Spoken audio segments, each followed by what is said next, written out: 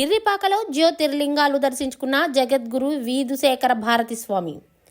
ఘన స్వాగతం పలికిన జగ్గంపేట శాసనసభ్యులు, టీటీడీ బోర్డు మెంబర్ జ్యోతుల నెహ్రూ మణి దంపతులు.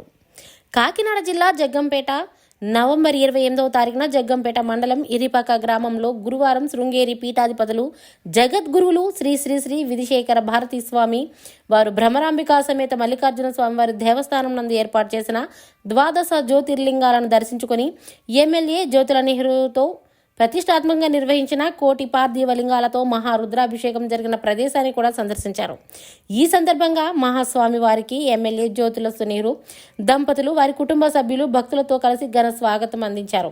అనంతరం ఈ దేవాలయం విశిష్టత గురించి తెలియజేసి జ్యోతిర్లింగాల వద్ద వెళ్లి అక్కడ అభిషేకించి తీసుకొచ్చిన లింగాలను ఇక్కడ ప్రతిష్ఠించామని, మొన్న వచ్చిన ఏలేరు భారీ వరదలకు కూడా ఎక్కడా చెక్కు చెదరకుండా జ్యోతిర్లింగాలు నిలబడ్డాయని, భగవత్ సంకల్పంతో ఇదంతా జరిగిందని స్వామీజీకి ఎమ్మెల్యే జ్యోతుల నెహ్రూ వివరించారు. భక్తుల సహకారంతో కోటి పార్థివలింగ మహారుద్రాభిషేకం నిర్వహించామని, ఇక్కడే కోటి లింగాలతో మహాలింగం ఏర్పాటు చేస్తున్నామని స్వామీజీతో జ్యోతుల నెహ్రూ అన్నారు. ఈ కార్యక్రమంలో వేలాదిగా భక్తులు పాల్గొన్నారు.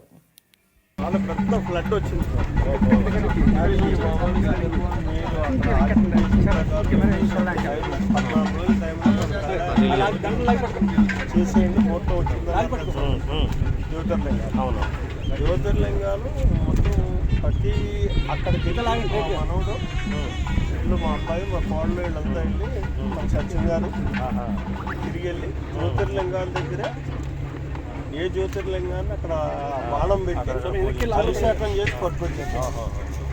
అది ఇందులో ఆ 14 రోజుల్లోనే అలాగే టెంపరీగా అని చెప్పేసి ఇలా చేసేసి అంటే మన ప్రవాహం అంతా ఇక్కడికి వచ్చిందా? మొత్తం ప్రవాహం అక్కడ దాకా కొట్టేస్తుంది.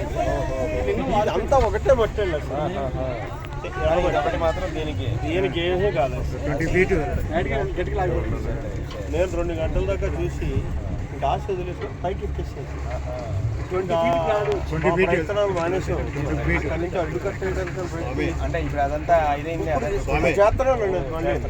రివర్ డైవర్షన్ అయిపోయింది సార్. ఇలా వచ్చేసింది రివర్ ఎలాగ వచ్చేసి 20 ఫీట్కి వచ్చింది. ఇక్కడ దాకా కొట్టేసింది.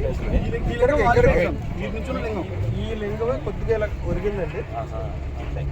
ఒరిగింది కానీ ఎక్కడ డిస్టర్బ్ అవ్వలేదు. దాన్ని జాకీలు ఎత్తి లేకపోతే సరిపెట్టేసేవాళ్ళు. ఇప్పుడు ఇదంతా గోడ